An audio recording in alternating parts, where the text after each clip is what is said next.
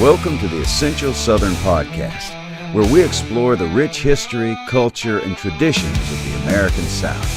Welcome back to the Essential Southern Podcast. I'm your host, Brian McClanahan, and this podcast is sponsored by the Abbeville Institute. The Abbeville Institute is a 501c3 nonprofit organization dedicated to exploring what is true and valuable in the Southern tradition. If you want to support our mission, if you want to support things like this, the podcast, our website, our conferences, all of our programs, go to abbevilleinstitute.org. That's ABBEVILLE institute.org, and you can make a tax-deductible contribution to the Institute. We do appreciate your generous support. All right. Well, let's talk about the topic of this Essential Southern Podcast, and it's Merton Coulter. Now, Coulter was one of the most important 20th century Southern historians. He wrote a number of books. He was a teacher in Georgia, at University of Georgia for years, a professor there. And his two most important works were published by Louisiana State University Press. One is The Confederate States of America, which is a huge volume on the history of the Confederate States. And the other was The South During Reconstruction. Now, he also wrote a really interesting history of Georgia, among many other things. He was a prolific writer, eventually by the end of his career, pretty much ostracized and sitting in his office every day without any contact with the other faculty because they just didn't like him. And they didn't like him because, well, he didn't say things that they wanted to hear. Coulter was a lost causer, someone who was writing history they thought to be invalid. In 1935, Coulter went before the Southern Historical Association, the Southern Historical Association in Birmingham, and he gave an address about the South and its history. What the South has done about its history. That's the title of the paper. And I'm going to read portions of this paper. It's a long essay. I don't have time in a 30-minute podcast to get through it all. But it's really important in how he looks at the South and what it's done about its own history. And again, Coulter, as a historian, was interested in this topic not just as a pedantic exercise in what historians could do, but also as an exercise in the subject of history itself and the history of history. Why did the South start writing so much history after the war? He answers this question in the essay. And why didn't they write much of it before the war? That's also answered in this essay. So you have historical societies popping up in New England before the war. You have New Englanders much more interested in this subject. And of course, this is why when you go out and you look at the histories of early America, a lot of them are New England driven or New England centric because the documents that they have are much more focused on New England. I'll give you an example of that. I was looking at a book the other day about patriotic songs in America up till, I think the date was 1865. All of them, with the exception of about maybe a dozen, before 1861, focus on New England. New England poetry, New England song. There was a lot of stuff out there that wasn't in those New England newspapers. There are Southern newspapers that existed, and Southerners wrote these kind of things too. But this book and the editors and authors of this book didn't think that the South was really that important in bringing in these things. They focused on New England. I don't know if it's intentionally done, but it's lazy. I will say that. The other thing about Coulter that people didn't like, of course, is the way that he portrayed Reconstruction. He was very critical of Reconstruction. He's very critical of it in this essay. But his South During Reconstruction is a really interesting book. In fact, it's more interesting than what anybody else was really doing at the time, and that Coulter was a complete historian. What do I mean by that? He focused on things that weren't just political or diplomatic or military in nature.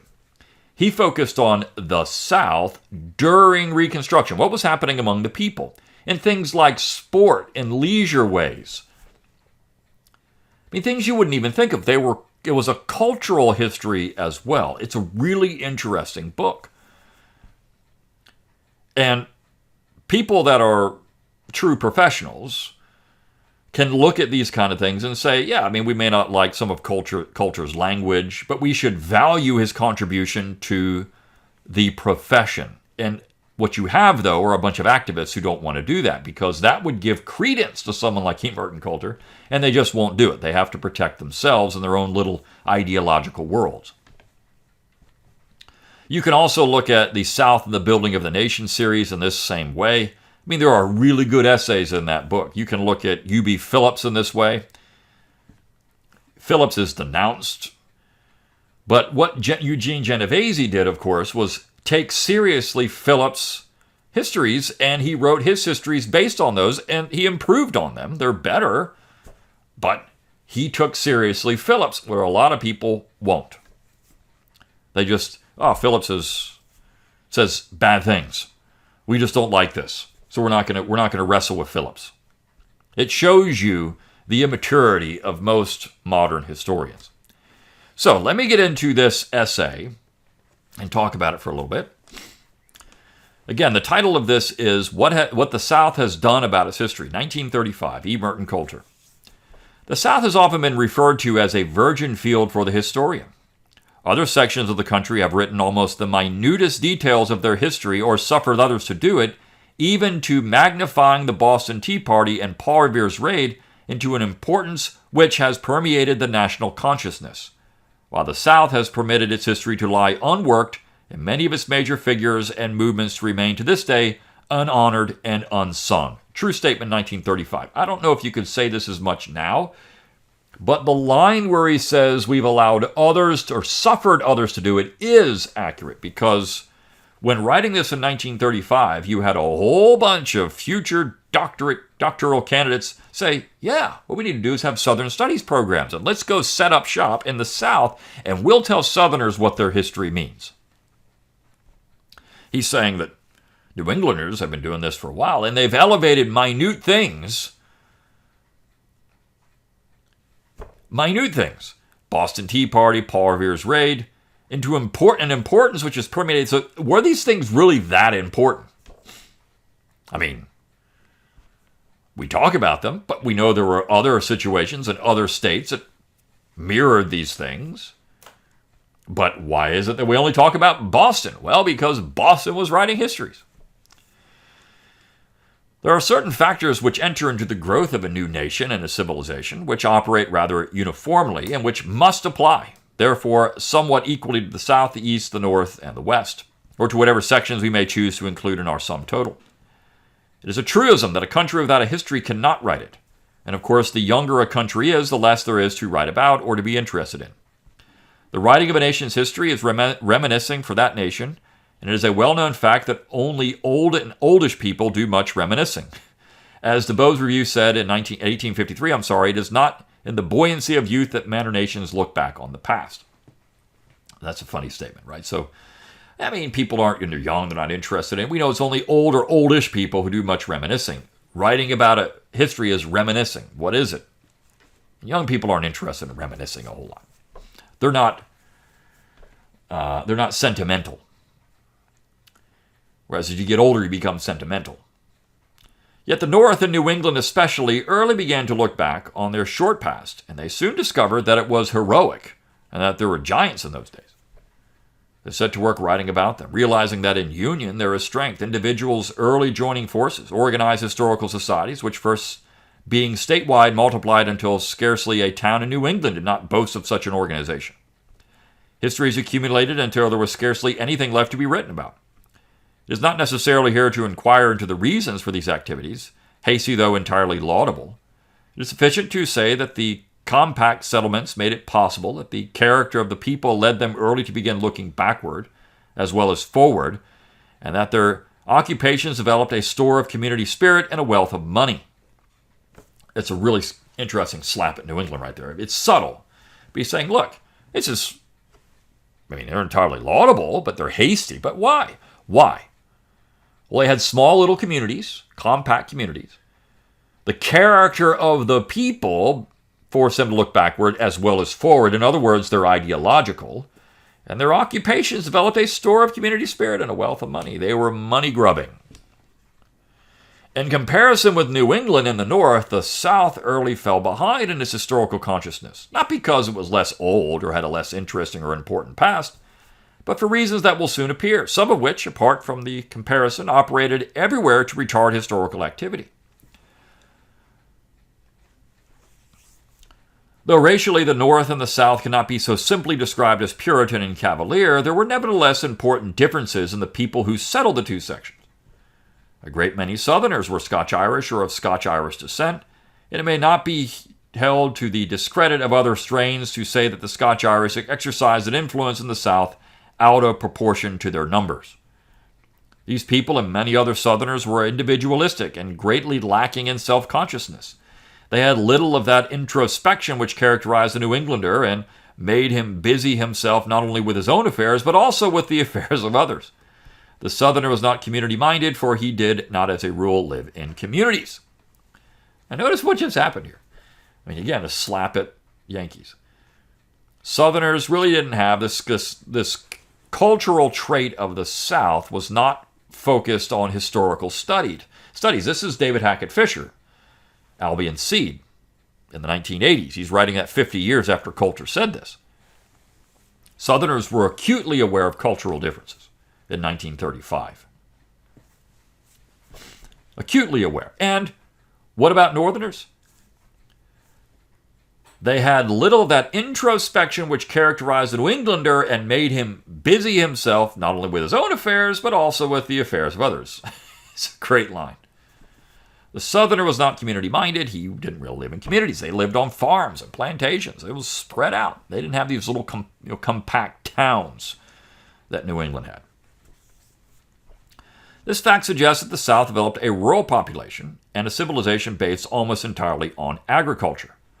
The people busied themselves in clearing the land and tilling the soil, largely isolated one from another. They thought in terms of their own problems and had little inclination to get interested in or to seek to examine what had gone before. There long remained in the South many elements of the frontier, and no frontier can become much interested in its history, however long or short it may be. Only with that conservatism that comes with the long occupation of a region and a long association of people and communities does the historical spirit assert itself. Interesting statement about the study of history. Also, a certain amount of leisure is requisite, and an attitude of mind, untroubled and serene, helps.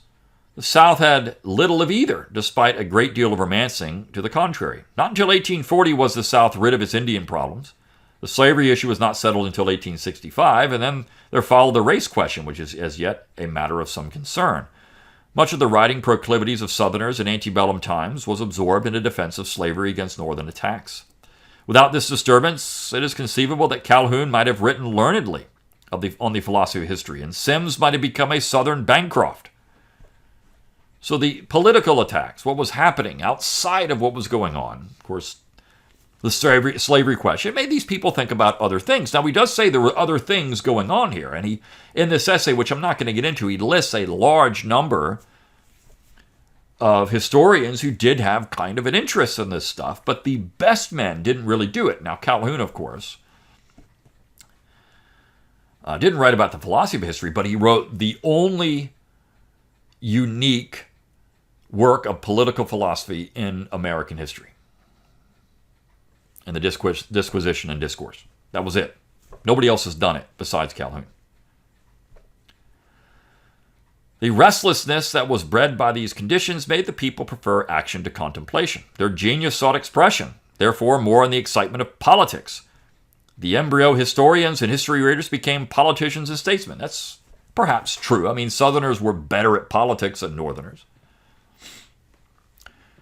There's a book, The Natural Superiority of Southern Politicians, is written in the 1970s, really gets into this. And of course, even in the South of the Building of the Nation series, you have a section of that dedicated to the orators, right? The people that were good at this. New Englanders really couldn't match it. There were a few, but for the most part, they couldn't. I mean, I think someone like Fisher Ames, who was good at it. But for the most part, they had no one that could match the South when it came to oratory. I mean, Daniel Webster is often elevated to a position of a great orator. He was okay. Not unique in what he said. I mean, unoriginal is really true, but I mean, he was okay. As a Southerner diagnosed the situation in 1853, quote, when the offices of the federal and state governments were filled, few men of distinguished abilities were left unemployed. Days of action and fame loomed up ahead. Who would sit down in his quiet study and endeavor with toil and pain to extract truth out of a mass of contradictory authorities, when the same energies directed in another channel might make him the ruler of a continent, the arbiter of the world? The apathy of Virginians toward their history was partly explained by a writer in 1847 who said, quote, we have seen it summarily accounted for by the fact that the gentlemen and higher classes of Virginia are so much occupied with the duties of self-government and of governing others that they have no time to spend over the records of past ages, that they who are acting history themselves care not to read the histories of other men. Interesting. I mean, these people are doing history. They're active in it. They don't really care about what happened with other men. But those who did attempt to write the South's history were immediately confronted with a situation which could be counted on to weather the keenest zeal. The records of the past were scattered and many of them had been destroyed. People not much interested in their past will take few pains to preserve their current records and even fewer to save old documents. Why should those with little self-consciousness who want no heroes to worship and who think objectively care to save the musty records of the past out of which unwanted heroes could be made? Not looking for heroes in the past, they were not even interested in making heroes out of themselves. Therefore, there was no passion to preserve family archives. And let me stop here and say this. There was one person who did this, and that was William Gilmore Simms. He preserved a lot of stuff. You know what happened to it? Well, the Union Army burned it when they burned his house down. All of that stuff, gone. He had a lot of material burned by the war. Washington, a lot of his stuff was collected by the Lees. I mean, it was there. And that stuff was stolen off. I mean, when you burn stuff out, and he's going to get into that, when you burn these things down after the war, there were people that had these things, and they started becoming more historically conscious in the 1830s, and he mentions that in the essay. The 1830s was a time when people started thinking about this. But when you have these kind of problems, and he gets into that a little bit later, you get this kind of situation. The progression of plantations westward led families to discard their old papers as the least desirable impedimenta. And what was even worse, this unconcern for the past led to a woeful carelessness in public officials in preserving the records of the government.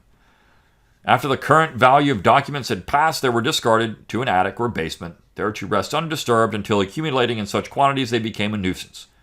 This problem was then solved either piecemeal by some janitor using them as a store of fuel for kindling fires, or all at once, like Tennessee, which cut the Gordian knot as late as the 20th century by selling them as waste paper.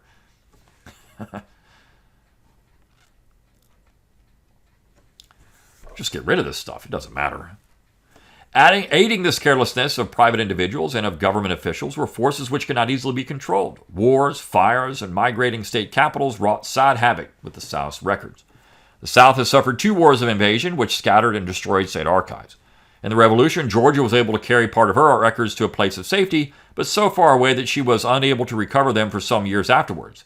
And in the Civil War, she saw many of her records pillaged and carried away by Sherman's soldiery, and even to this day, their conscience-stricken descendants are returning the plunder. But it has been from fires more than from wars that the South has suffered. The flames that destroyed the capitals of Texas and Louisiana deprived succeeding generations of many priceless records and consigned to darkness much that was important. Pathetic is the story of county and parish archives, the records that come nearest to the lives of the people. Chronically suffering from the carelessness of local officials, they have gone up in smoke from one end of the South to the other. North Carolina has no fewer than 33 courthouse fires. For many years, the moving population of the South carried state capitals not far behind. The instability of all material things long characterized the South. There is not a state in the South today which has not changed the site of its first capital. Georgia has had no fewer than 5 separate state capitals, migrating from Savannah on the coast to Atlanta on the edge of the mountains. It is not difficult to imagine what happened to the state archives when capitals were moved. I mean, look at all this destruction, destitution, all of this stuff.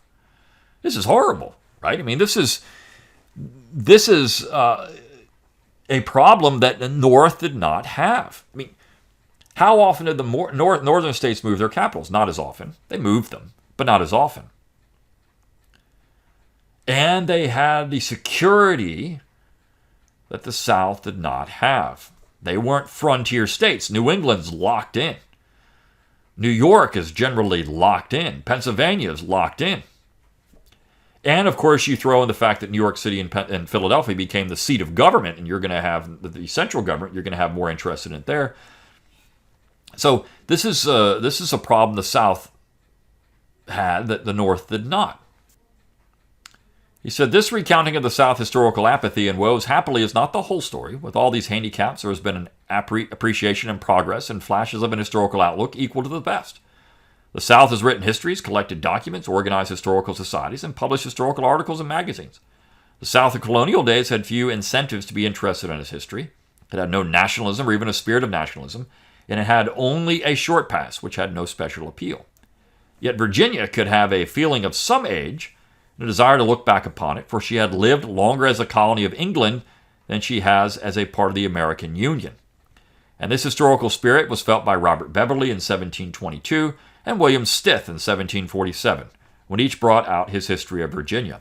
No other Southern colony had a history sufficiently heroic to lead its being written.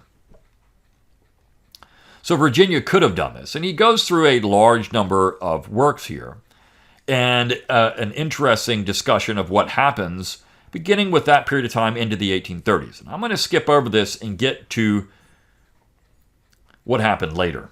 Okay. And when we talk about what came later, what I mean by that, of course, is the writing of the lost cause. So oftentimes, modern historians will focus on that period of time and basically say these people lied. What Coulter is doing here is explaining why people became so interested in the South in this period of time afterwards in writing their history. Why did they do it? What happened? Why are all these Southerners who had not much interest in writing history until the 1830s, and they started collecting things and doing things, but which were still paling in comparison to the North, why did they become so intently interested in history in 1865? He says, but with all the thoughts and actions of the antebellum South, practical historical activities and developments never got far beyond state lines. We're writing state histories in the South, not a comprehensive history of the South. People are writing about Georgia or South Carolina or North Carolina or Virginia. Everything is focused on the state. The slavery system and the attacks of the North upon it welded the Southern states into a spiritual unity on that subject, but they still thought of their history largely within state lines. So as Northerners attacked the South, they all kind of galvanized around that one issue, but everything else was still disjointed. There was no real Southern examination of the region as a whole. It was still focused on Virginia, Alabama, Georgia, whatever it is. They wrote much to defend Southern institutions and Southern civilization, but no one thought of writing a Southern history or of organizing a Southern historical society. In 1861, Civil War came, and then the people forgot all about the writing of history. Instead, they began making history. They lost the war and their nationality, but they went through an experience which touched profounder depths and involved more fundamental principles than had come into their lives since the planting of Jamestown. Here in the course of 4 years, enough history had been made to keep many generations busy investigating and writing it. And here was something for those who liked heroic history and much for those who liked to philosophize on cause and consequence. But there was even more.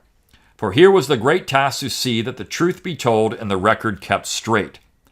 Out of the crucible of war, there was born a sense of unity in their history. And so now their history could become regional instead of state, just as their feelings in antebellum times had become sectional instead of state. So, the defeat and the war, notice what he says, it makes them interested in keeping the record straight. The truth be told and keeping the record straight. The most immediate effect the war had on the historical consciousness of the South was the writing of the lives and war experiences of the heroes by the heroes themselves and by others, and the recounting of the campaigns by the leaders. Writers produced lives of Stonewall Jackson even before the end of the war, but no one could have planned much earlier the history of the conflict than James B. McCabe, Jr., who said in May 1861, "I commenced to collect such papers and documents, both official and unofficial, relating to the war as I could procure. By the end of the struggle, he had on hand more than 15,000 papers and documents, and in 1866 he brought out the Life and Campaigns of General Robert E. Lee. Immediately after the war, General Lee considered writing a history of his campaigns solely as a last tribute to his men, and he asked other leaders to write their campaigns. For a time, Lee set about systematically collecting reports and documents, but he found it very difficult to secure some necessary material. It is said that he was refused by the War Department the use of documents which it had, but no positive proofs have been found so far that Lee ever applied. Lee gradually gave up his intention of writing history, but many of the other Confederate leaders, following his advice, wrote their accounts, some for glory, some for money, some to defend their reputations, and some only for the love of it.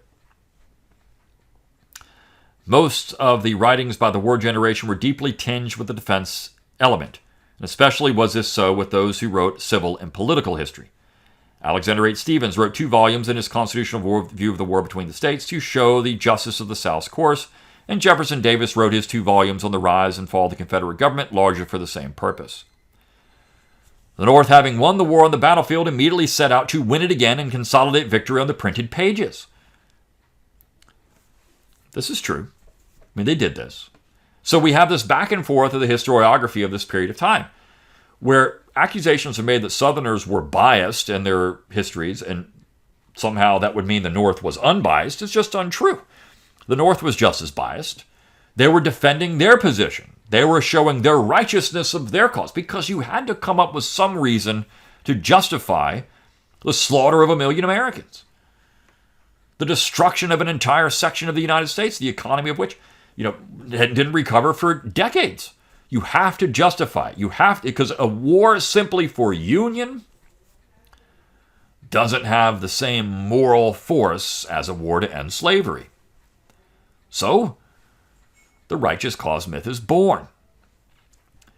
And in the South, you have some Southerners minimizing slavery and other things, but that wasn't as pronounced as people think. In fact, if you go back and read much of the material collected, they're open about slavery, and they say things about it. Some people will say things, slavery, they never say it wasn't that important. What they all say is that it wasn't important as a part of the larger picture, which was federal power.